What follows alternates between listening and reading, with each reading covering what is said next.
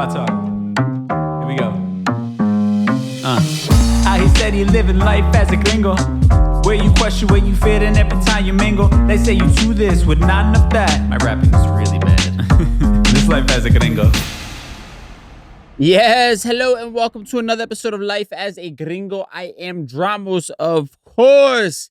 And man, it's hard to believe this is our second to last episode of the year. Man, this year flew by. We ended season 1 this year. We started season 2 this year. New podcast on the way, starting, second week of January. I'll be posting some stuff on there, some teasers for y'all to get you excited. But I got a second podcast coming in addition to this one. And it's a daily podcast, quick, like 10 to 15 minute podcast to get your day started. More about that soon. I'm working on a bunch of other stuff. I'm going to be doing pre-orders for a book I'm just wrapping up, which I'm beyond excited to say that. I was doing the layout this week and just kind of putting it all together. So I'm really excited. So look out for a pre-order for my book. We're self-releasing it, self-publishing it. In the next few weeks, I'll be putting up a pre-order link for y'all. Man, with that said, as we talk about the end of the year and just reflecting on the good, the bad, the ugly, all that went right, all that went wrong. And we do this not to dwell on the past or to, pat ourselves on the back too much, although that is a part of it, right? To celebrate the wins, but also to learn from our losses, right? To be able to see what went wrong for us or what went right even. We learn from our wins as well and try to replicate that. And I think that it's an incredibly important practice, be it in your personal or professional life, to have some sort of reflection of the year. And of course, it's cliche to have like this new year, new me stuff and all this, that, and third, but there is no better time, I think, than kind of this transitionary period where things, I feel like, slow down just a little bit with the holidays. We're not working as much. And then there's just that feeling of something new, starting a new chapter with a brand new year.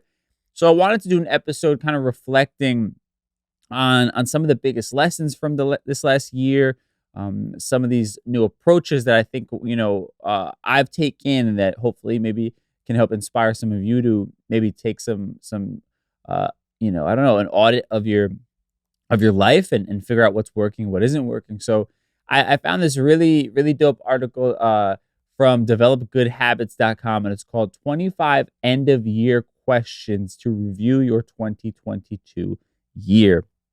So I thought it'd be really interesting to, kind of interview myself with these 25 questions and give you a reflection of my thought process on this last year. I'm also going to put a link to this in the show notes if you want to do it yourself, which I highly suggest. 25 questions.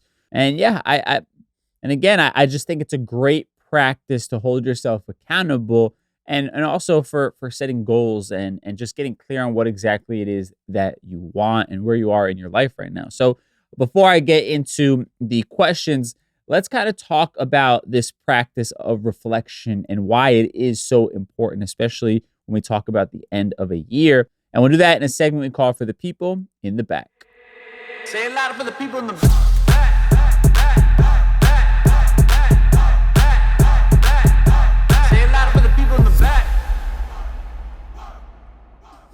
So in this article, they first start by asking the question, what is an end of year reflection and why is it important?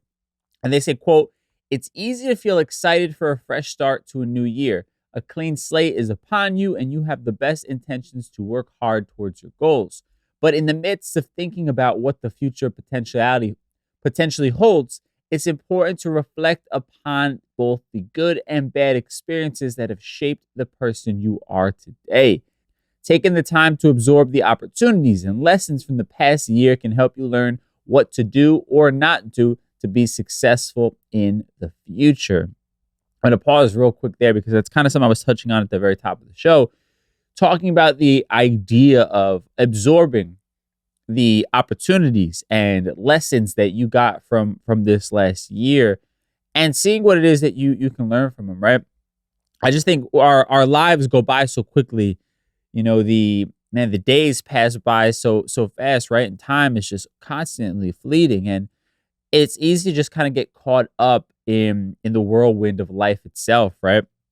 I kind of sometimes compare it to like feeling like you're in the middle of like a tornado storm, right? You're just getting knocked around and trying to hold on to something for dear life, right?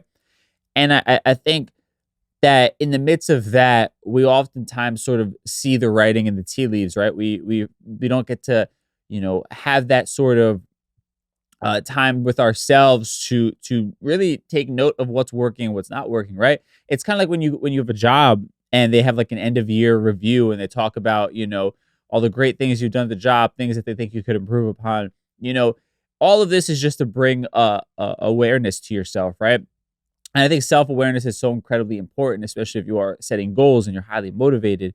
You're trying to self-improve and trying to grow as a human and be a creative or whatever it might be, whatever area of your life you're trying to grow in, your career, whatever it is that you're doing. I think it's great to slow down a little bit and just reflect and celebrate the wins, because we are all probably guilty of not giving ourselves enough credit and not celebrating ourselves enough for the things that we do well. And then also taking notes on what is not working for us, right? And then figuring out what are these solutions to correct this now that I'm, declaring this to be an issue for me in my life. Now, moving on in the article, they say, while doing an end of year reflection, look for the areas in your life that you've been successful and where you have made some missteps. Give yourself credit for your accomplishments and consider the lessons you've learned during times of struggle. Critique the choices you made and the subsequent outcomes. And yeah, I want to harp on the part of consider the lessons you've learned during times of struggle, because I think it's so easy for us when we, don't succeed in the way we hoped at a goal to just write it off as a failure. But it's only a failure if you didn't learn something from it, right? That is the only time, a loss becomes a real failure.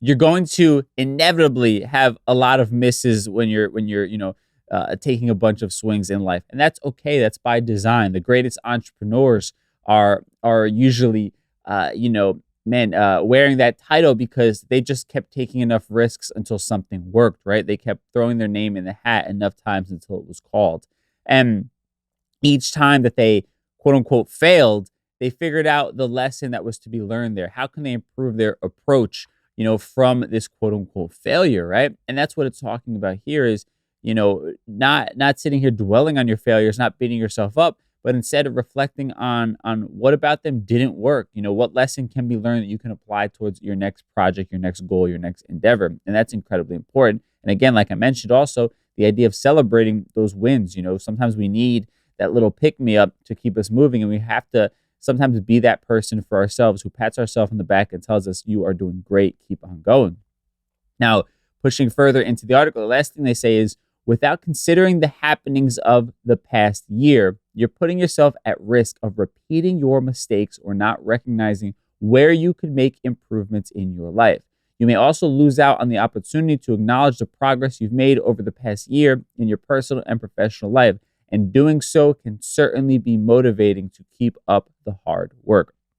All right, so more of the same that I was reiterating here, but also harping on that line where without this reflection time, without thinking about all that went right or wrong, you are putting yourself at risk of repeating the same mistakes, right? And that is truly, I think the only thing that we can maybe hang our heads on some, and that's something that is easily correctable, right? We don't have to keep repeating the same mistakes as long as we take the time to slow down and recognize where we went wrong, right? And I think that's oftentimes probably one of the hardest things to do because of just how quickly life moves. We don't have time to sit there oftentimes and just think about, all right, this is where I fucked up, and this is like the reason why I fucked up, and now I can correct that and never, have that behavior again. Like we are just moving so quickly in life, and next thing you know, you're repeating this cycle of whatever it is, of failure, of doing something that is less than you, of lacking discipline, and you don't know why the same outcome keeps happening until you actually sit there and be like, oh wait, wow, this is all connected to a certain behavior or a certain pattern that I've created. And in order for me to not be getting these same results, I need to change that pattern or that behavior. But again, that clarity comes when you actually take the time to reflect on all that's been going on for you in your life.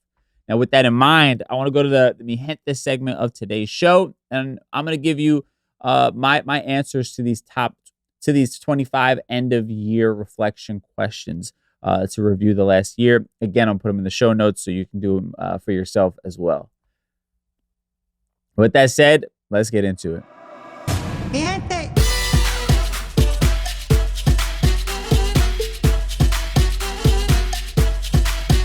All right, so first question they ask is, if someone else were to write a book about your year, how would it go? Man, I think if I talked about what the storyline of my year this year would be, it is the idea of burning all your ships, right? And this comes from an old story of this general went into battle, right? And him and his men, they came in on multiple ships to this island where they were fighting a really strong opponent and one that they were supposed to lose to. So as extra motivation, this general had his men burn the very ships that they came in on, essentially telling them that the only way off of this island, the only way, out of sure death is if we defeat this other army. And sure enough, they ended up doing that. They ended up defeating the army because they had nowhere else to go, essentially, right? And that was I think a bit of my journey this year. As much as I've been somebody who has always preached independence and doing things yourself and not wanting to follow the status quo, there's also been a part of me in the back of my head that I think has doubted my ability to be successful on my own, right? Even when I had my own independent ventures, I always kept a sort of backing, a fall safe in the form of another job that I can count on a consistent paycheck. And listen, there's nothing wrong with this approach at all. It's worked for me, and it's what I needed to do up until this point. And then I think eventually you get to a point where you recognize if you want to grow any further, you have to trim the excess fat. And for me, trimming the excess fat meant the jobs and the work that was no longer feeding my soul. I had a full-time job with iHeart, who I have this podcast with, so we're still in partnership, but I had a full-time job, obviously a lot of with the Breakfast Club. Then I transitioned into producing podcasts behind the scenes for iHeart. And then eventually it just became clear to me that if I really wanted to take, my vision and my goals to the next level, again, I had to trim that fat. Not to say I didn't enjoy my time producing podcasts. I met some amazing people, some of the best coworkers I've ever had.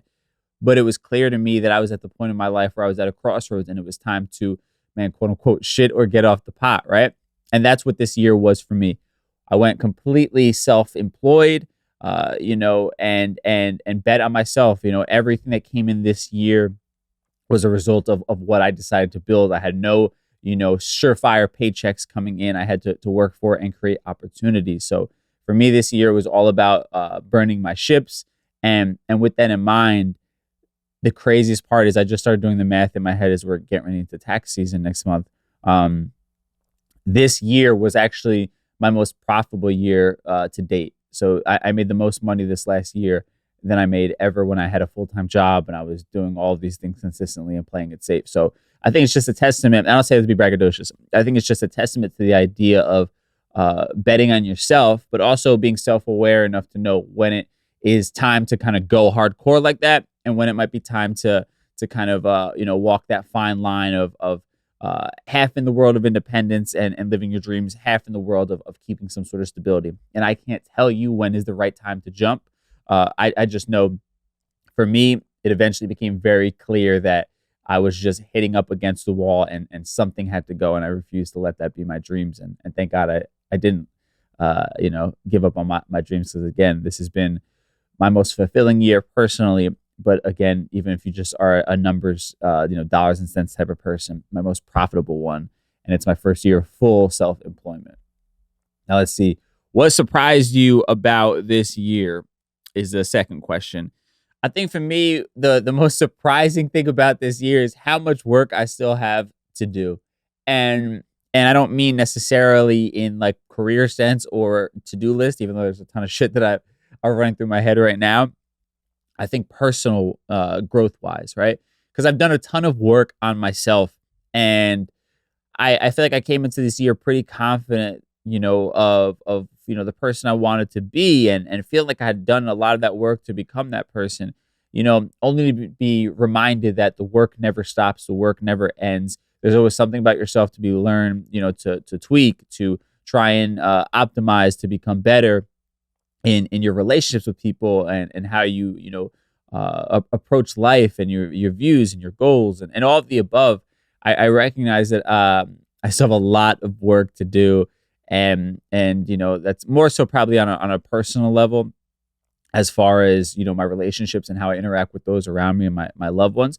And then on top of that, I also think a lot of work to be done with the idea of loving myself. And even though again I've done a ton of practice on that, and speak about it all the time, I'm only human, and I still battle with a lot of those childhood traumas, those demons, like we all do, those old memories that come up that have been very influential in a negative way on my confidence and how I see the world. So I'm still actively working on that, and I think that's probably been the biggest surprise this year. Now, number 3 on this questionnaire is what worked. Man, I think it goes back to that first question. Betting on myself is what worked this year, right?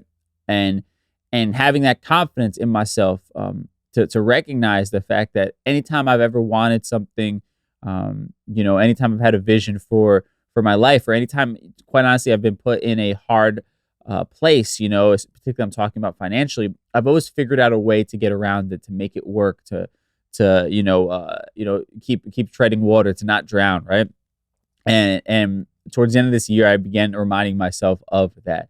You've never gotten to a place where you couldn't bounce back, where you couldn't figure out a way to tread water, and to at least make it work in the short term until the next thing came around. So that I think has worked for me. Reminding myself of that mindset has allowed me to be able to have some sort of like armor in this world of like entrepreneurism, and just chasing your dreams, right? And sometimes you need all the extra armor you could possibly get. What didn't work for this year, man? What did not work for this year? I think this year I recognized taking on too much stuff with no sort of blueprint of how I was going to do it. And I actually going beyond that, I think recognizing that I couldn't just keep adding more projects and more tasks without outsourcing for some sort of help. And I think that that's what didn't work this year. Trying to do it all by myself didn't work for a variety of things that I was trying to do, or ideas that didn't come to life. And I'm recognizing that I need to, extend my hand and get people on board, and create a team to actually help me, bring a lot of these ideas into fruition, because I can't do it all myself. And in the past, I've been pretty good at doing that, but we're now at a point where, if I really want to grow and help people in the way that I am striving to, I'm going to need some help myself. So doing it all myself, has not worked, and I need to get better at outsourcing things for sure. Number 5 on this list is number 5. And number 5 in these questions is, how did you engage in self-care? Man, I think for me, the greatest thing I did for self-care, for my own mental health, for my own happiness, was trying to crack the code to what genuinely makes me happy, or what keeps me mentally in a good place on a regular basis. Trying to create a recipe for my everyday life, my weeks, knowing that as long as I can check certain things off the boxes, I'm probably going to be in a good place mentally. And I haven't been great at sticking to it, but at least I know that this has been a great focus of mine. And at the same time, the second thing I will say is, I don't know if I mentioned this on the show. I think I did when I was talking about a conversation with my parents, but this year I began taking antidepressants for the first time. And it's not a long-term solution. And I don't want it to be, nor do, the doctors that prescribed it. The goal is to really only be doing it for about a year, as a helpful thing while I'm in therapy and doing all the different things, doing the work on myself and not just relying on the medication. But I think that was probably one of the greatest things I did for myself this year, because it was something I always wanted to do, felt like I needed to do. and I think it's really improved my quality of life. And I think the clarity that I'm getting from being on antidepressants and the depression not being so intense allows me to have a bit more, openness and not to sound redundant, but clarity towards what exactly I'm up against. What demons, what childhood trauma am I fighting up against? And I think that's probably been one of the best forms of self care that I did for myself, where I put my ego aside and got help. Number 6, what do you wish you had done? What do you wish you had done this year? Man, I think this year, I would say spend more time with friends. I think that is probably one of the parts of my life that is out of balance just a bit. And I think extending on that, nurturing my friendships that I have.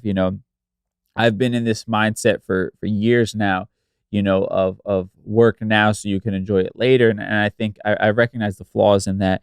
And while it's proved, helpful when I was a bit younger to kind of keep my head down and put work above anything else, I'm at a point in my life where my mental health depends on having a bit more balance. And I think, being a better friend is definitely something that I wish I did this year.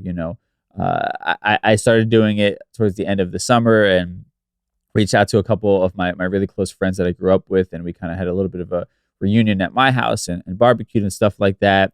And we celebrated one of their birthdays a couple weeks. I don't know if it was prior or after that, but I think it was a few weeks after that. No, a few weeks prior to that, I believe. But anyway, that was like a really big moment for me to kind of like, try to reconnect with these friends of mine and just being a better friend in general and sort of not being in my own world at all times. I think that's something I definitely wish I had done better.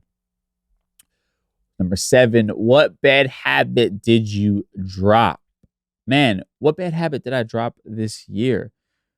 Oof, I'm trying to think what specifically it was. I think this year was like a bit more structured for me for sure. Like making sure I'm like taking care of myself as far as sleeping better. I think I think a habit I dropped was not taking care of myself. This connects to self-care, I guess, but a habit that I dropped this year was definitely like, sleeping too few hours, not eating properly as far as like skipping lunch and just working, making sure that I didn't ignore my responsibilities, as much. Like I didn't let the house get too out of control, which I think my girlfriend again would disagree with. But like I tried to prioritize it. I got a cleaning company this year. I made sure that I was a lot more attentive to my dog this year, which I know sounds silly, but like I want to be a good dog dad, and making sure that like I'm prioritizing these things that I'm adding to my life, right? Because we all want the dog, we want the house, we want this, that, but we forget that those things add extra responsibility, and they're amazing. They're incredible aspects of my life, but they also require maintenance, right? And with the dog requires a certain amount of attention for him to be healthy and happy, right? So I definitely, began to correct some of my workaholic tendencies, and even though I worked my ass off still, I found ways to kind of not ignore my responsibilities as much and really make them a priority. Number 8 question is, what was your greatest accomplishment? Man, I think that my greatest accomplishment goes back to that idea of being 100% self-employed at this point. That is my greatest accomplishment. It's been a dream of mine for that to happen. And I think, it's incredible to me to reflect back on the journey to get here. And it's something I've wanted for as long as I can remember. I found an old journal of mine from a few years ago where I was like listing things like this out as a goal, where I had set my goal to quit my full-time job, at the Breakfast Club at that time. And that was actually a year before I even quit. I had set the goal to quit. I believe it was August or September of 2019, and I didn't end up quitting until 2021. But you know, just seeing that I've accomplished so much of that has been my greatest accomplishment. You know, to be happy and be sitting in this place, you know, living the life that I've wanted and that I've dreamed about. And I think more specifically, for anybody who hasn't been following me for a very long time, I had purchased my first property at the beginning of 2020, and it was an investment property. So I had a residence. It has a commercial space, and I've been blessed that I've been able to now move on to another property that I actually live in. But the rental parts of this commercials, but this specific first property that I bought, you know, I had rent coming in. You know, I had tenants living in the rental areas. And then, you know, I was supposed to extend the person living in my commercial space, the person renting, I should say. They wanted to do like a 2-year lease. So I was like, man, this is fucking awesome. 2 years, I don't have to worry about it. I have passive income coming in from this property. And then literally last minute, they sent me a text saying that they don't want to extend the lease. They're going to be moving out in the next month or whatever it was. And I panicked because it was like my life had been planned on the fact that at least, you know, I quit my full-time job. I had this passive income coming in from this other property. And that, like, you know, kind of pulled the rug out from under me. And I ended up bouncing back. That's again back to burning all the ships. You know, I was just like, fuck it. I've always wanted to have a studio, and I'm going to use that space. I'm going to build out my own studio in that space. I'm not renting it anymore to anybody else. And I'm going to figure out ways to supplement that income from that rental. And you know, we're going to be launching the podcast studio here next early in the next year. And I also have partnered with U-Haul to have a dealership here using my property as well. So between those two things, you know, we're supplementing the income that I would have gotten from having a tenant renting the storefront. But instead, now I get to have my dream studio and multiple businesses out of this one space, which has been incredible. Number 9, what disappointed you this year? I think for me, there's been a couple disappointments. I mean, nothing huge this year. I think in my career, I had an original idea for a book, and you know, I was really excited to get the pitch going, and I got it to a point where I had my pitch deck and everything, and I sent it out to, like, I don't know, 50 publishers, and nobody bid on it, essentially, right? And my manager was working on it, and nobody bid on this book idea. And I still have it. I'm still working on it. This is going to be another book in addition to the one I teased earlier. But I think that was something I set as a goal that I felt like was a surefire thing, and it didn't happen this year. So that was a bit of a disappointment, you know. But at the same time, you know, I think that there's a lesson to be learned. And I think there's going to be a question ahead about this. So I'll save that part. And then I think in my personal life, I am a bit disappointed in my inability to get completely present and to and to not sort of be obsessed with, like, just tasks and being able to just enjoy, you know, personal time and be completely there and present with whomever I'm spending time with. I think that's something I was a little bit disappointed in, that I definitely recognize needs a lot of work still. Number 10, what transitions did you make this year? We talked about that, man, becoming self-employed. Number 11, when did you learn from a failure? I think the book not getting picked up by anybody was a lesson to be learned. I think it sort of reminded me of my childhood trauma and how it's affected me in my life to this day, where I feel like I need the cosign from the quote unquote cool kids. And in the world of books, it's getting a publishing company to back you. You know, it's like getting signed to a record label as an artist. And I think that from that failure, I guess you will, I've recognized that I was still relying on other people's outside approval, right? And for me, now I'm more in tune with wanting to truly be independent and be, you know, self-publishing and releasing all my stuff. And not to say I would never take a book deal, but I think understanding that I don't need it, and then getting excited by the fact that I might be able to do something myself, right? And I think that's that's a lesson to be learned there, is I'm not going to wait for the cool kids to accept me anymore. And this book that I've been teasing, that I'm going to do a pre-order the next few weeks, this one I'm like self-publishing, self-doing everything myself, right? And I'm really, really excited about that. And there's multiple book ideas coming around. I hope it's not confusing. But this next one that I'm putting out in the next few weeks, as far as the pre-order goes, is not the one that I sent to publishers. It's a completely different one. But I think that failure then like allowed me to look at it from another angle and provided me with a different sense of motivation that I needed. And we are on this list here, right? We are talking about it's 25 end of year reflection questions, to review your 2022 year. We're about halfway through here on my answers. And we're at number 12 here. Did you do your best? 100%. Absolutely. I've burned the candles at both ends. I am completely burnt the fuck out right now. My anxiety is at a fucking 12 right now because I'm just like exhausted. But I know that I gave it my all this year to make everything happen. So for sure. Number 13, name a time when you had to be brave and step outside of your comfort zone.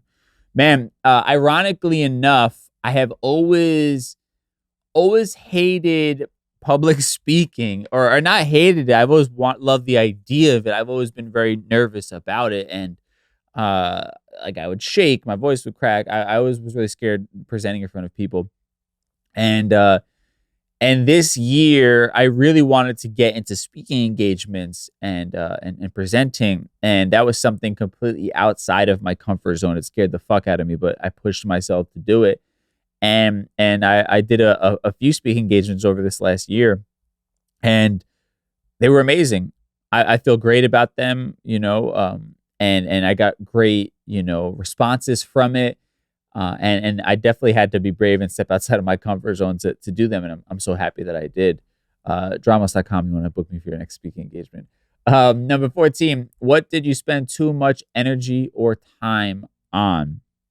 Man, what did I spend too much energy or time on? I think, I don't know. I think some of these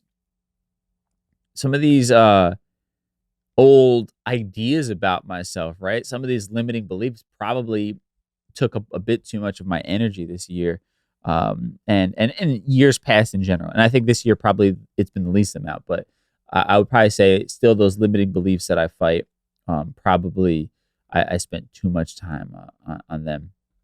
Let me see, number 15. What did you avoid? What did I avoid this year that I could have gotten to? Oh man. I don't know if I truly avoided anything that is of substance, is substantial, to be honest with you. So I'm pretty happy with that.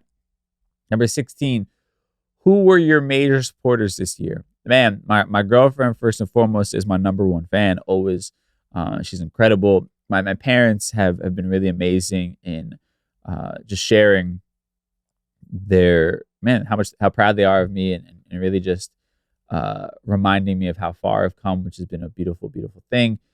And obviously, anybody that listens to this podcast, I mean, y'all are the reason why I get to live my dream and why I'm self-employed, and living that dream right now, and trying to be able to grow, not only my business, but more importantly, extend my reach to hopefully potentially help more and more people. Everybody that listens to this podcast, like, I get the DMs and messages from y'all talking about how it's had a positive effect on you and how much it's helped you. And I genuinely appreciate it. But the reality is, like, you guys supporting this and listening to it and sharing it and telling people has helped me more than I could ever help you. It almost feels selfish to a degree, because, you all listening and being so rabid about it and again, sharing it and being there each and every episode, is the reason I get to do everything I'm doing. So thank you, first and foremost. I genuinely wouldn't be able to do this without you. And at the same time, I promise you, for everything I'm helping you do, you're doing 10 times that for me by listening to this and sharing it. You really are. All right, number 17. What new habit or routine did you create this year to help improve your efficiency, either at home or at work? I think towards the end of this year, trying to get more organized in my personal spaces as well as my studio spaces, and like understanding that clutter, you know, it just creates a bit more chaos in my head. And I think that, you know, thanks to my girlfriend lovingly pointing that out and her helping me, I've definitely created far more efficient systems for just kind of trying to keep shit in order. But and then that trickles down into, you know, being more productive and having a clearer mental space to work. I think outsourcing, you know, having a cleaning service has been very big for me. Trying to get some help, outsourcing certain projects, certain ideas, you know, to others to take it off my plate has definitely helped improve my efficiency. And then again, trying to optimize what truly makes me happy and makes me feel fulfilled has then in turn allowed me to be far more efficient in my job. What did you handle well? Number 18. I think going back to that thing when my tenant kind of surprised me by moving out, I think I freaked out, got in a bad mood for about a half an hour, and then I went straight into, all right, what's next mode. And I'm really proud of that. Number 19, what sticks out as being a meaningful moment? Um, the thing that really sticks out for me, I had recently, so short story long, I've always loved old cars, right? I love the aesthetic of them, the way they sound, the way they look, the way they feel. And I've always wanted to get one. I had been like over the last couple of years, I'd be on Facebook Marketplace, just window shopping. And this year, I ended up buying um, a beautiful classic car that I was really excited about, a 1978 Chevy El Camino. And the car was amazing. Buying the car was an incredible thing, but what was so special and so meaningful about this moment was I had my parents there, I had my girlfriend, and everybody was so genuinely happy and happy for me because this was just a sign of how far I'd come, right? I don't take it lightly, the privilege that it is to have a second car that you just drive on the weekends for fun, right? That is such an amazing, amazing privilege. And I couldn't believe that I had become that person who could do something like that, right? You know, there was even a part of me that was like scared to drive the car, or a part of me that looked at it and said, this is just too nice for me, right? Almost like I don't deserve it. So, you know, that was a really meaningful moment for me to kind of be able to push past that, and especially my own like money traumas, like, you know, being able to give myself the go ahead to treat myself to something like that. And then sharing that moment with my parents, I'll never forget it, you know, and my girlfriend. And you know, we took pictures in front of it. We were, you know, sitting there appreciating it. We had dinner at my parents' house with it parked in the driveway, and it was just a beautiful moment that I feel like really showcased and allowed me to be grateful and appreciate all the hard work I've done and see how far I've truly come. So that was beautiful. Number 20, what is the most significant thing you read this year? Oh man, most significant thing I read this year. I think I've been reading a lot of like the Stoics, the books from Stoicism. I think Marcus Aurelius Meditations. There's an Epictetus book that I picked up that was really influential on me. I think I had started reading this a while ago, but Think and Grow Rich, the classic book, I've been reading that almost every night now, and that's been really profound. And I think, let me look this right real quick. I'm looking at my Audible. Um, the Surrender Experiment was really big for me, by Michael Singer. That one was super profound. I would highly recommend that. It's about just sort of, you know, surrendering yourself to whatever life kind of throws at you. And I think, what was the other one that? Oh, The Science of Getting Rich by Wallace D. Wattles. This is along the lines of like Think and Grow Rich, but for me it was it was really profound because it just sort of broke down the mindset for success. And The Science of Getting Rich like sounds really scummy, like, oh, let's just get rich, but it wasn't necessarily about rich as far as wealth goes, but also like rich in happiness, right?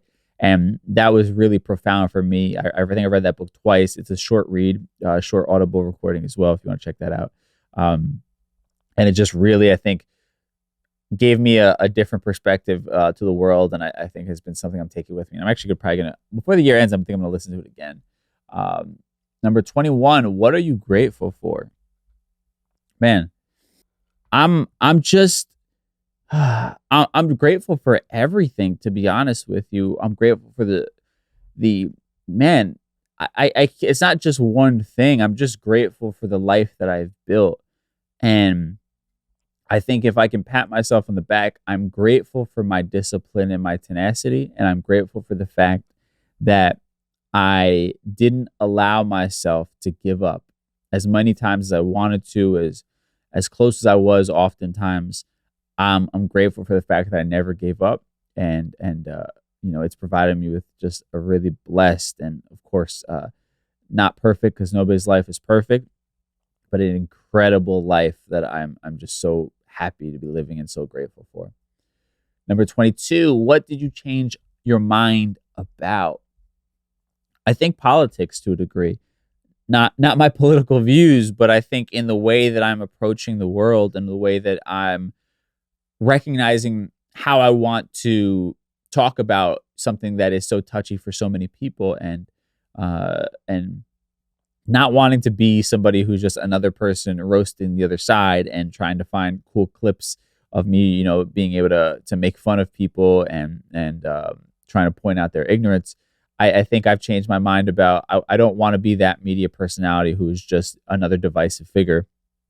And not that was ever a goal, but I think at times when you are roasting people, when you are shitting on people, that is sort of the content that ends up happening.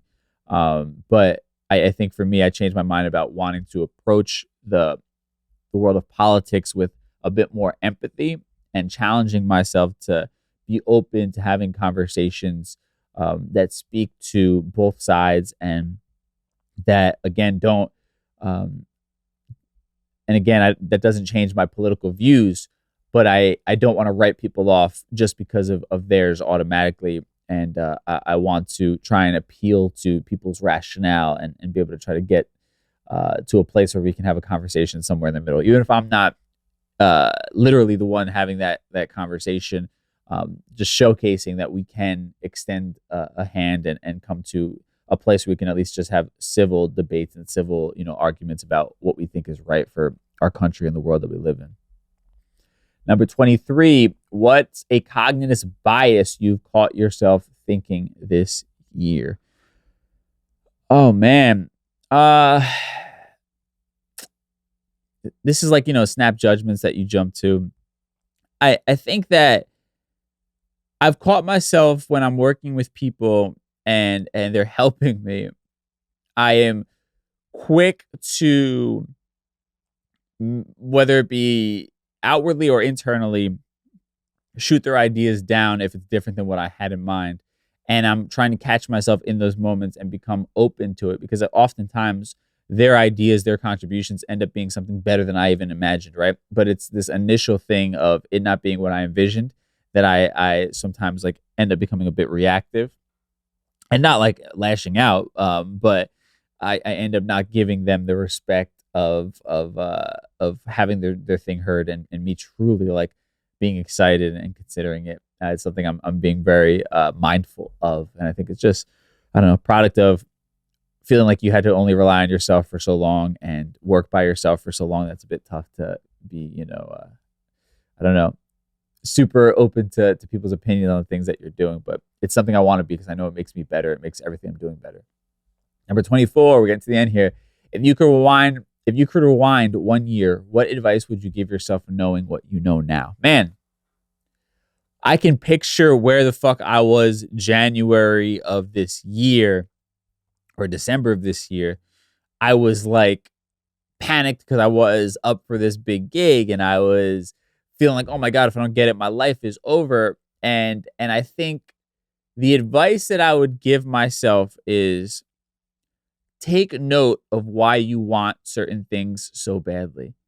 And the reason I'm saying that is because the things that I was obsessed with, the things that I felt like had to happen, the reality was they weren't things that I wanted to happen for me specifically because I loved them or they made me happy.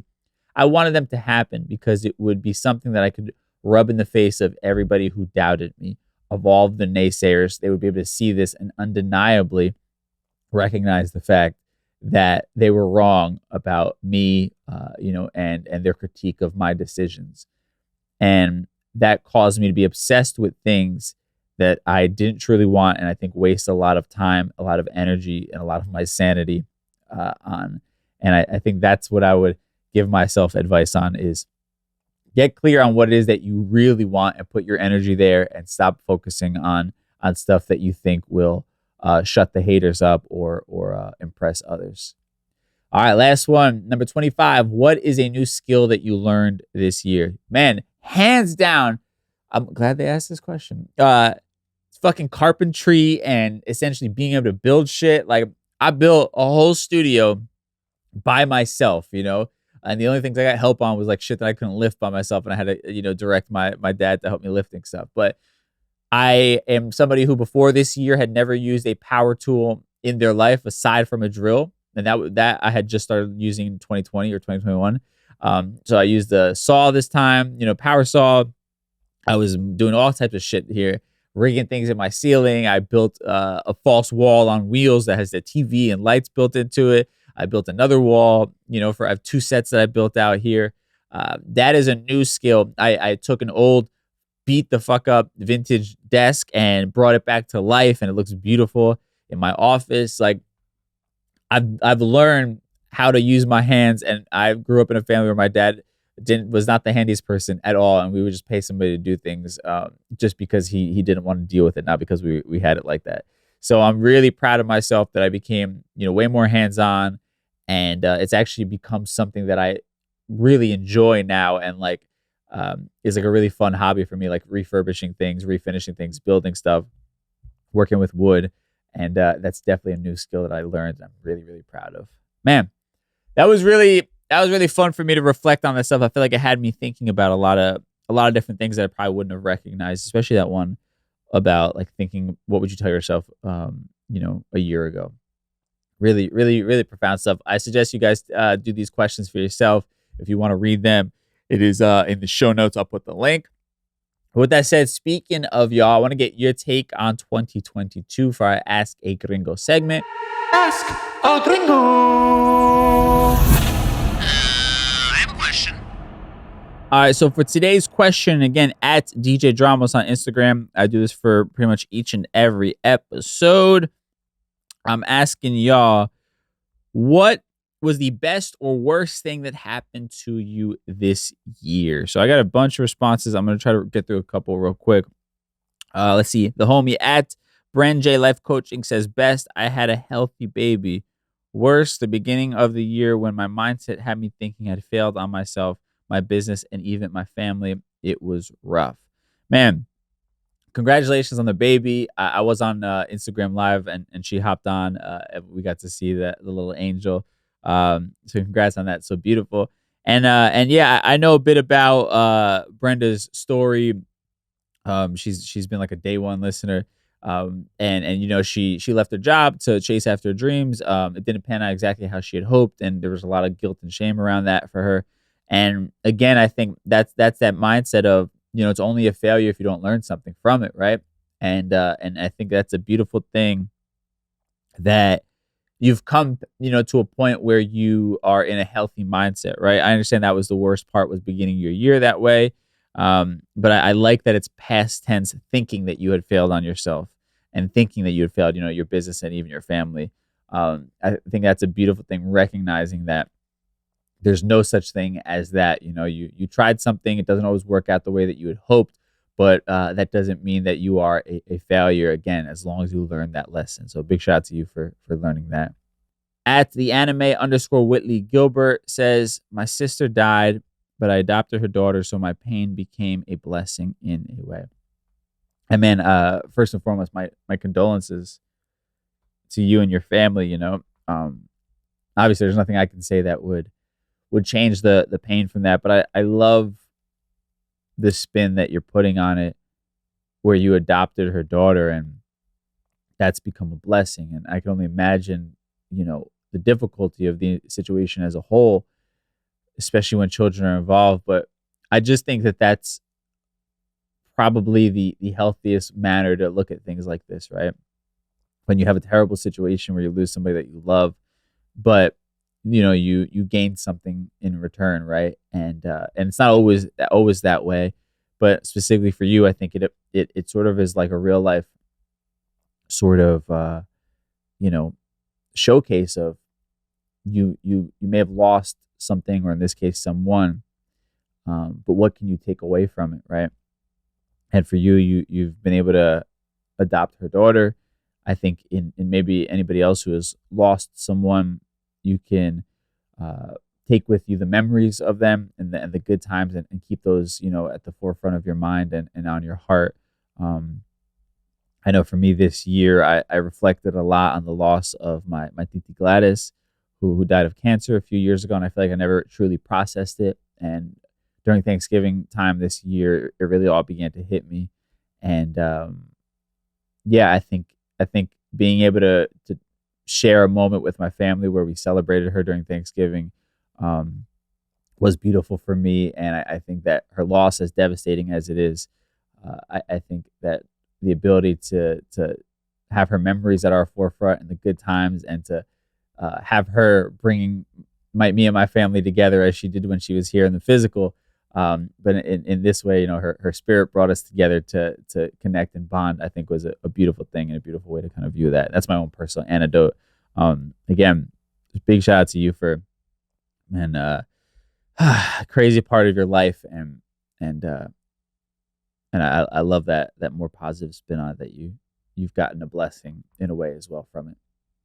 All right, last one here. At Director Key says, best, visited Panama for the first time and put quote unquote imposter syndrome behind me. Man, I fucking love that. I love that, because y'all know this is what the show is all about. And going back to the motherland, man, and looking at it from a new lens, rather than viewing it, and speaking from my own perspective, as a place that you don't necessarily fit in perfectly, but instead now being able to see it through the lens of having pride and your ancestry being there, and being able to feel that, and for it to really have a profound effect on you, and to bring you closer to where your roots are and where you came from, and to just it is like a really special feeling. I know I've felt it a ton in Puerto Rico. I feel it every time I go. And yeah, I think once you get rid of that imposter syndrome of feeling like you're not a part of it, and you recognize that you do have a place there, it is the most beautiful feeling in the world to then just like touch down there and get that sense of pride, and just feel the energy, knowing that you truly are home, So shout out to you, man. That's beautiful. Man, and that's it. At DJ Dramos on Instagram, where we do these for each and every episode. Now, with that said, man, let's quickly just tie everything we talked about today in a neat little bow in a segment we call Conclusion Stew. Time for conclusion stew. All right, so I went through a ton of questions. I'm going to keep this pretty short because I know that was a bit taxing. But I think overall, in general, it's important to just take note of your life, where you are, who you are, what you've done, what you haven't done, your successes, your failures, your wins, your losses, and figure out the lesson there. What success do you need to keep replicating? What loss can you learn something from, right? Where can you be better? Where have you been great? All of the above. I think that a big part of this whole personal growth journey that I know many of us are on. I mean, if you're listening to this, that's what we do here. It's self-help. It's woke self-help. We talk about a lot of real world issues, but all through the lens of wanting to be better and having a better world for ourselves and everyone, in our community, and even the world at large, right? And in order to do that work, you have to do the work, right? You can't just improve by blindly living life and not taking note of anything. It's called doing the work for a reason, because it does take some presence. It does take intentional behavior, intentional accountability, and intentional work. Again, not to sound redundant, but it's important that we slow down a bit, especially times like this where we have the opportunity for the most part. I know some people's jobs may get even crazier during this time of year, but whenever you get that quiet space, it's really important to just sit there, be with yourself, and take a look at your life, and And maybe your life is incredible, and reflect on what's so amazing about it and what made it that incredible that you can hopefully, replicate for the next year. And if you're not exactly where you want to be, you slow down and you don't beat yourself up, but you take notes as to what you can do better for the new year. Again, it's not about failures and shaming yourself. It's about the lessons that you take away from those things and then applying it to be even better next time, right? That's all we're doing here. And the journey never ends. We're never perfect. We never figure it all out. We never achieve everything that we intended. We just keep figuring out ways to improve little by little. Again, that journey never stops. That process never stops. So it's important to continue to do the work. I thought I had a lot more figured out than I actually do. But every day I try and figure it out, have conversations with myself, with the people around me. I journal, I meditate on it. Every day I'm trying to take some time to reflect on what is going on in my life and where I can be doing better. Or if it's working, how can I continue that pace? How can I replicate it? How can I improve upon it, right? And I think that's the beauty of these sort of questions. That's the beauty of the end of the year. It gives us a chance to reflect. And I think we also become a bit nostalgic when we see a chapter closing and are preparing for a new one to open. So, take this time and just take inventory of your life. And I know for me, even just reading those questions and thinking about them, I feel a little bit lighter than I did when I first started recording this podcast today. So there's definitely something to it. And I know that I'm kind of taking those answers and my mind is kind of racing a little bit thinking about them. So I want the same for you. Again, the link is in the show notes. Take some quiet time, ask yourself those 25 questions and let me know, let me know your biggest takeaway from it. Send me a DM. I always love reading those. And that's it, man. Second to last episode of the year. Dramos.com for your merch. Again, pre-orders for my book are going to be going up in a couple of weeks. I'm just wrapping it up. I'm really excited about that. And my new podcast launches on January 9th. I can't tell you anything about it yet, but some teasers are coming. It's inspirational. It's a short daily podcast that you can listen to 10, 15 minutes. And that's it, man. Life is Gringo keeps going, though. Don't worry. We'll be back on Thursday for our Thursday Trends episode. Till then, stay safe, and I'll talk to you soon. Peace.